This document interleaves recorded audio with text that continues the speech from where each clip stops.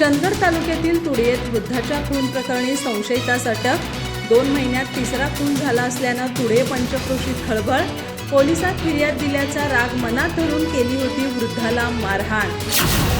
चंदगड तालुक्यातील तुडे येथील रामलिंग अर्जुन गवस या 65 वर्षीय वृद्धावर 1 मे रोजी खुनी हल्ला झाला होता। त्यानंतर गवस यांचा बुधवारी उपचारादरम्यान मृत्यू झाला।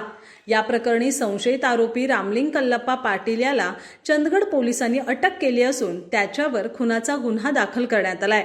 2 महिन्यातील चंदगड तालुक्यातील हा तिसरा खून झाला असल्यानं तुडे पंचक्रोशीत एकच खळबळ उडाली आहे।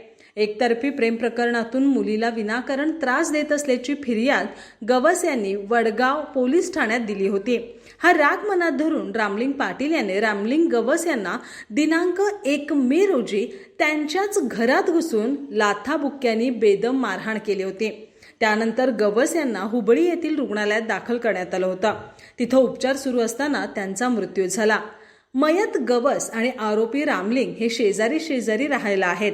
गवस यांच्या मागे पत्नी, मुलगा, विवाहित मुलगी असा परिवार आहे।